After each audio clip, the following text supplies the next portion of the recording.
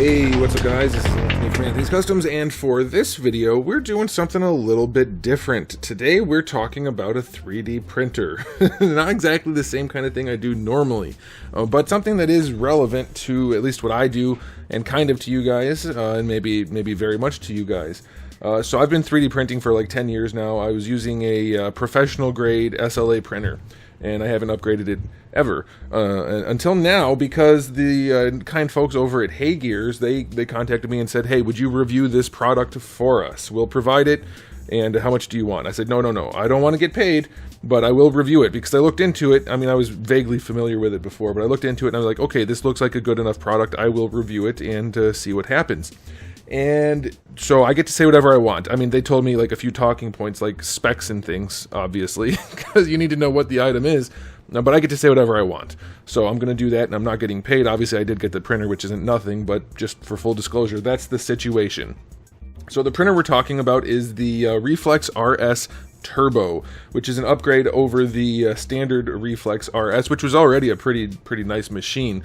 But this thing features one like main difference, and then a few other smaller differences that make it even more precise and faster. But the main difference is the amber LED screen.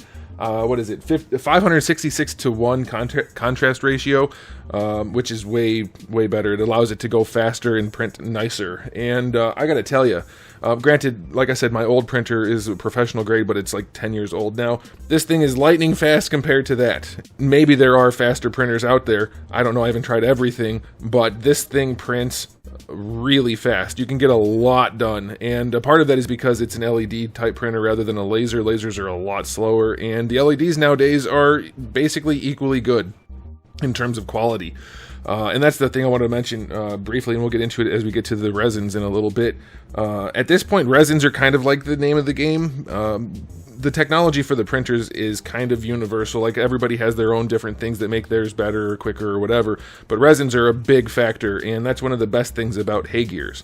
Some people would argue that you don't want to be locked into an ecosystem from a company, but resins are really the big deal here, and we'll get to that in a minute. But this thing prints better than my old printer, which was professional grade, costs multiple times what this thing costs. This thing's relatively inexpensive for a good quality printer. This thing prints better than my old printer, easily. It prints faster and better. It's surprisingly good. I was not expecting to give it like a glowing review. I figured it'd be pretty good based on the price point. It's freaking good. It's really good. So this is the RS Turbo. They did send the Cure and the Wash also. I'll mention those briefly. The Cure is awesome. It is an incredible machine, and from what I've seen, it is like the best one out there. It maybe not the biggest, but it has a heating element, and it has the two different wavelengths that you need for curing.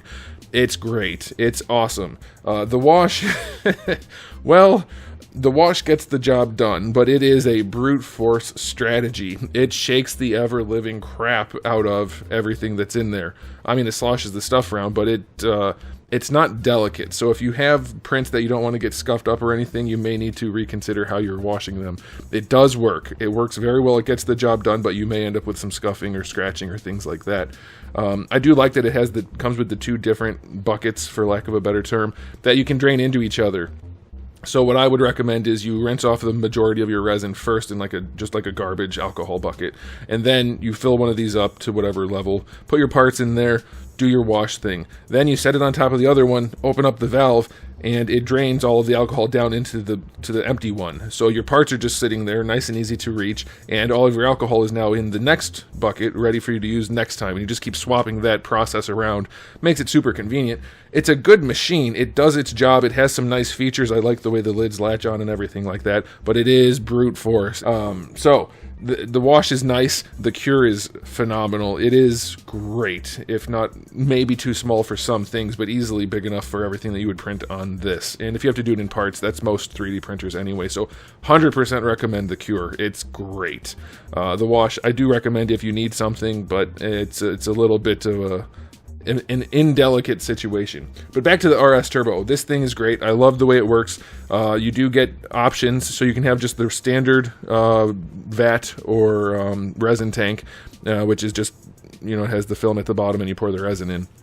Or you can use the heated version, which they also sell, and that actually attaches a module to the machine, which allows it to heat up the tank for certain resins. That's very helpful. And then it also tracks the temperature of the resin.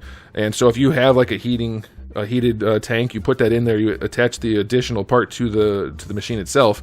That part will work even without the heated tank in there. So if you pop a regular tank in there, it'll still tell you the temperature of the resin. So that's really handy if you want to do that. You can maybe throw in your own heater or something for regular tanks or whatever you want to do, but you do have to get that heated tank to get that module. But that's a pretty cool option, and they do have the ability. Some of their resins don't have this kind of container, but a lot of the resins do, where you just pop it in the back, and it has like a little poker at the bottom of the machine to open up the resin cartridge, so to speak, and it will fill your tank for you. It's not a smart feature. It's not controlled by anything other than it's open and lets the resin come out. That's not my favorite thing. I tend to just pour my own resin in either way. I don't like having the entire cartridge in the back of the machine just pouring. I mean, I know how much resin I need, so I just do it manually.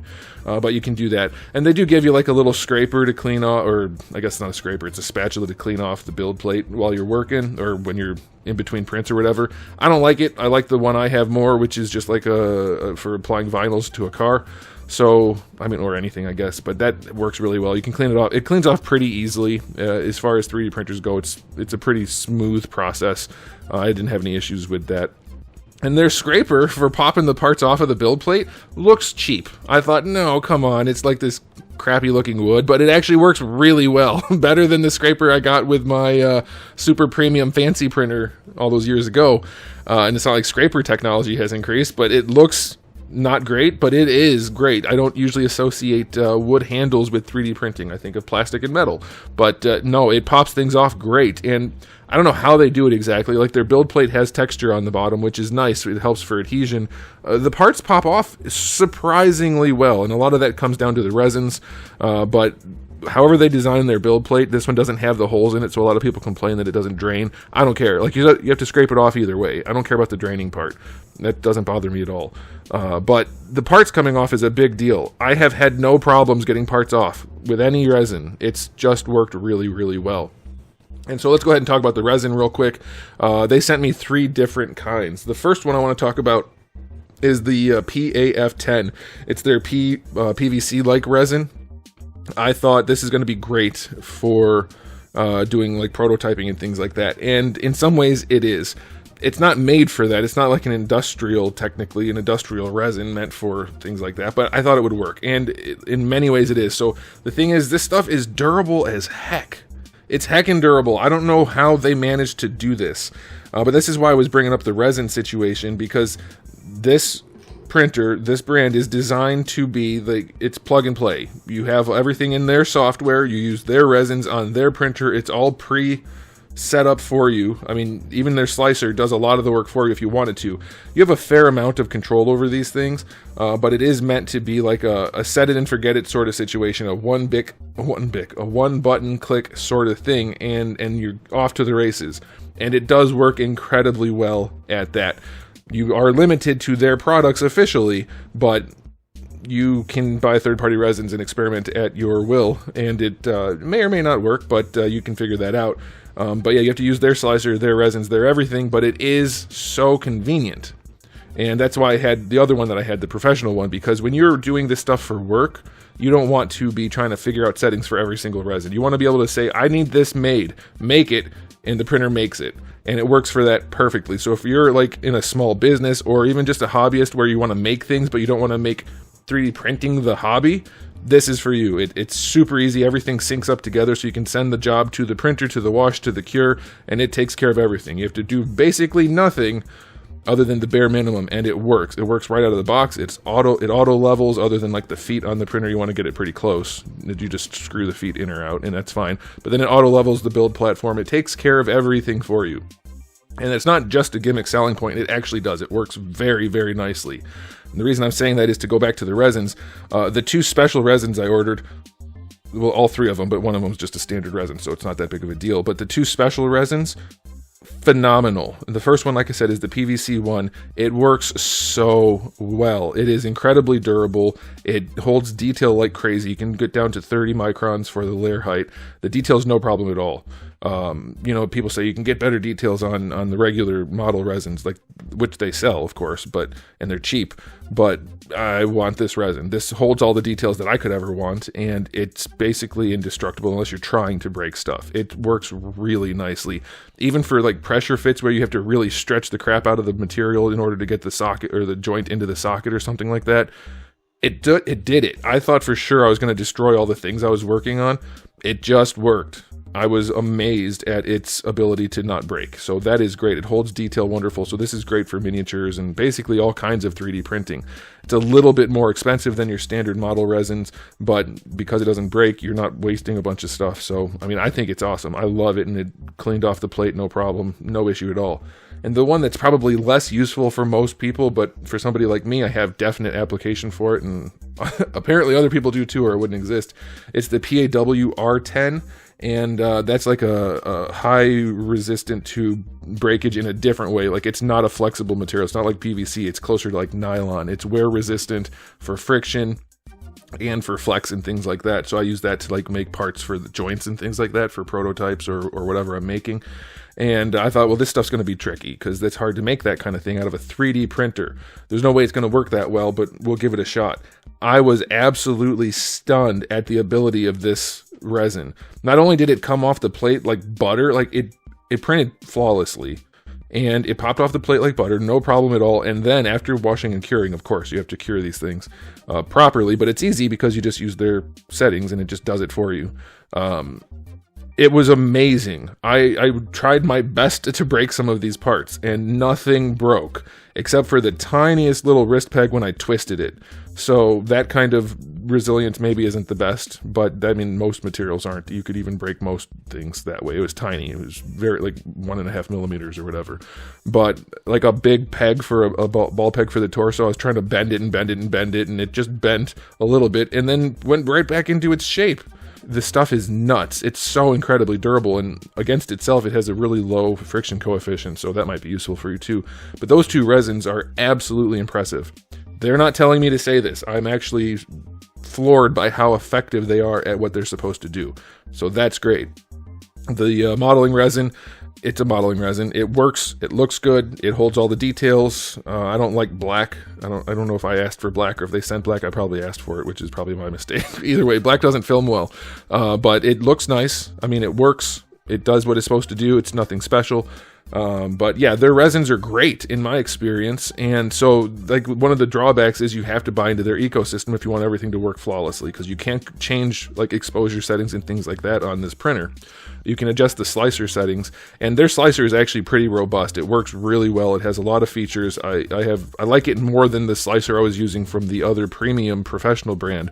Other than when it saves files, it does weird things with like not replacing files. It adds a 1 at the end or a 2 or a 3 or whatever. It does weird things in terms of saving, but it works really nice. The slicer's great. One of the best features about the software is that if you are a first timer, you've never done this before, there's a one-click option that will do everything for you, and that's awesome. I don't know how many people are going to use that. I mean, because you're only a first timer for so long, it's a good way to get you started. It gives you a much higher success rate than going in there and not knowing what you're doing. For me personally, I like to have control over all of the options, and for software where you're locked into using certain resins and, you know, like exposure times and things like that, you do get a lot of flexibility in the software for slicing, for cutting holes, for adding supports, orientation, all that kind of stuff, hollowing. The software does all that kind of stuff, and it does it surprisingly well. The one thing I would say though is if you are going to orient the parts yourself, and then you're going to try to use the auto support system, because each of these categories has automated features, or you can do the one-click thing that automates everything, or you can do it yourself, or any combination of them. If you're going to do part of it yourself and part of it auto, go in and check, because it will do some weird things sometimes if you orient a part the way you want it so that the supports are only where they're not going to be seen or something like that. It may not support everything properly. So, but this is with any slicer probably, all the ones I've used anyway. go ahead and do the auto supports and set the settings to where you want it to be, but then go back in manually and make sure everything is supported where it needs to be and you don't have extra ones where you don't need them, that kind of thing. That's something I would highly recommend. But if you do that, then you will have basically 100% success rate. I have not had any problems where I checked what it was doing when I was doing some of it and letting it do some of it, or when I was doing all of it, or when it was doing all of it, though I only did that like once because I don't like having the robots be in control. They're not going to take over my work. No, I'm joking. But yeah, I like to have control over things, and you do get that, but you do have lots of automated functionality here.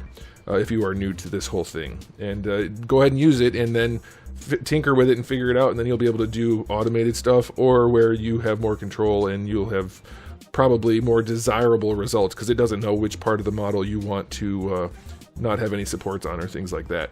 But yeah, you have all kinds of options, and it does work really well. I honestly could not be happier with this product. The build quality is great all the way around. Everything is nice. Like the worst thing about it was the handle on the scraper looked cheap, but the scraper worked. Like everything about this was just nice. It was a very, very good experience. And I actually had some issues with some printing for, like, I was trying to do weird stuff that because I'm trying to do like production type stuff with a non-production type printer. I had a few issues or whatever trying to figure out how I could get things to work.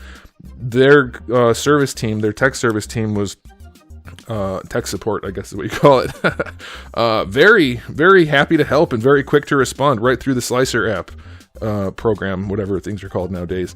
Very, very good experience all the way around. The biggest drawback I had was the saving files. It was a little bit awkward and weird, and it goes into like weird folders and things. Not like concerning or anything like that. It's just, it doesn't work the way you would like if you go to save a Word document. You know where that's going. This one is a little bit weird, but you can still select your own folders and stuff. You'll see when you get it, but it's still fine. And really good experience. The prints turned out great. The materials are great. The printer is working like a workhorse. It's fast. Oh, their resins don't smell too bad either, surprisingly. Like most of these types of weird semi-flexible or rigid or durable resins usually get weird smells. These aren't too bad. I mean, I use an air purifier next to my printer anyway, but these have almost no smell. Once you have an air purifier, it's basically zero, and even if you don't, you should have ventilation, but it's not bad, so that's good. Yeah, I'm thrilled with this printer. There's a whole world of opportunity for people who want to get into printing. It's not the cheapest printer in the world, but you are paying for a really good experience that works well, and you could be paying a whole lot more. And I think it's a great balance of price and quality and value and ease of use. And ease of use is a big deal, because even when you're familiar with printing, it can be a really tedious, annoying process. This gets rid of all of that. So yeah, I like it. I'm happy they sent it to me. I will continue to use this printer. I will continue to buy resins for it and things like that, not just because they sent it to me and I got it for free and now I'm going to throw it in the garbage or sell it or whatever. No, this is a good product. I'm going to keep using it. Expect more content about 3D printed stuff in the future from me, but yeah, I'm thrilled with it. I like it a whole bunch, and I think you guys will too. So there it is. Let me know what you think in the comment section below. What do you know about 3D printing? Do you like the way this looks or sounds, or anything you want to talk about? We'll talk about it down there. But that's it for me, so I will see you guys in the next video.